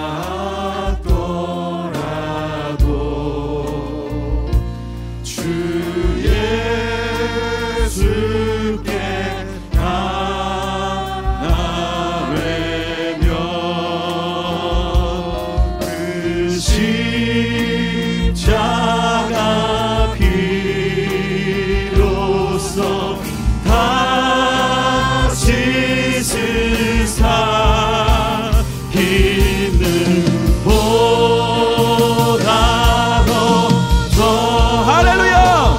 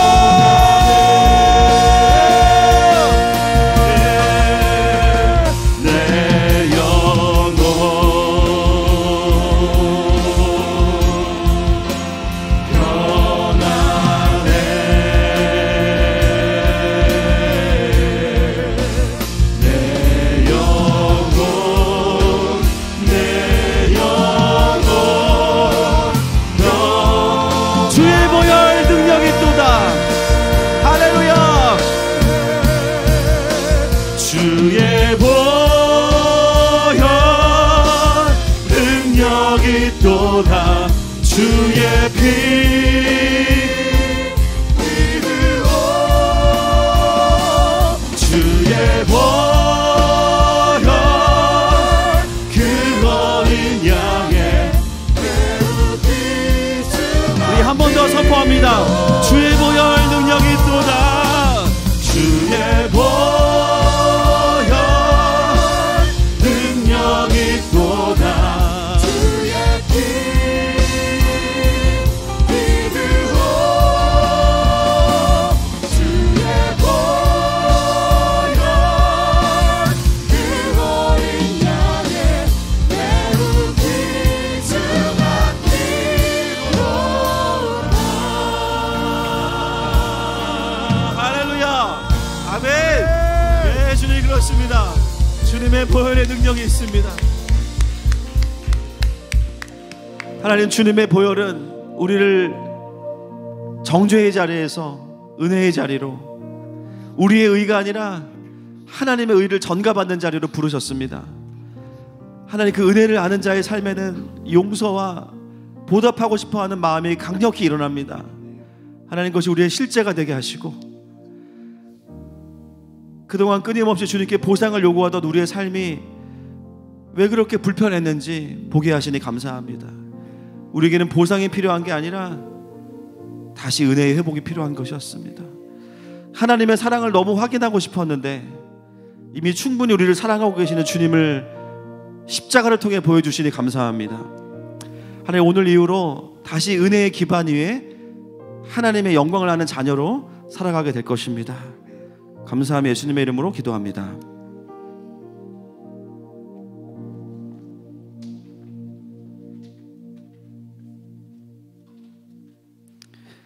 김인규 목사님 가정에서 자녀 삼아 주신 사랑 감사합니다. 정옥경 성도님 범사에 감사합니다.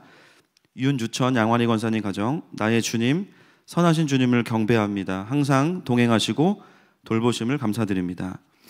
김웅석 박선혜 집사님 가정, 회복시키시는 하나님 감사합니다. 예, 권희성 집사님, 김옥화 권사님, 주님께서 보내주신 내 반쪽 생애를 맞이하게 해주신 감사드리며 항상 그 자리를 지켜준 당신에게 남은 여생을 하나님의 시간임을 고백하며 사는 딸이기를 기도합니다. 아멘. 예, 윤덕용, 장은경 부부 범사에 감사합니다. 안면철 집사님 범사에 감사합니다. 서준원 장로님, 한숙경 권사님 가정 범사에 감사합니다. 기도하겠습니다. 하나님 아버지 감사합니다. 하나님, 특별히 김옥화 권사님을 이 땅에 보내시고 또 귀한 딸을 통하여 믿음의 가정을 이루게 하시니 감사합니다. 하나님, 귀한 딸이 가정에서 드리는 기도와 또 가정을 향한 그 기도를 온전히 받으시고 그 눈물의 기도가 하나님의 위로와 사랑으로 채워져서 이 가정 가운데 축복의 열매가 되기를 소망합니다. 사랑하는 두 가정의 이 가정의 부부의 건강을 지켜주시고 날마다 주님의 임재와 통치를 더하여 주시옵소서. 오늘 주님의 은혜에 감사해 드리는 귀한 예물들이 있습니다. 하나님, 기뻐 받아주시고 또 가정에서 드리는 귀한 고백을 기뻐 받아 주옵소서. 물질이 쓰이는 곳마다 정말 놀라운 비전의 치료가 일어나게 하시고 놀라운 은혜가 회복되게 하셔서 한 영혼이 주님께 돌아오는 역사들을 계속해서 보게 하여 주시옵소서. 감사하고 축복하며 예수님의 이름으로 기도합니다. 지금 우리 주 예수 그리스도의 은혜와 하나님 아버지의 사랑하심과 성령 하나님의 위로교통 감화하시는 역사가 이제는 은혜를 아는 자로 살아가기 원하는 사랑하는 모든 하늘마음 가족들, 또 북에서 예배하는 북한의 지체들과 또 선교지 위에 이제로부터 영원토록 함께 있을지어다.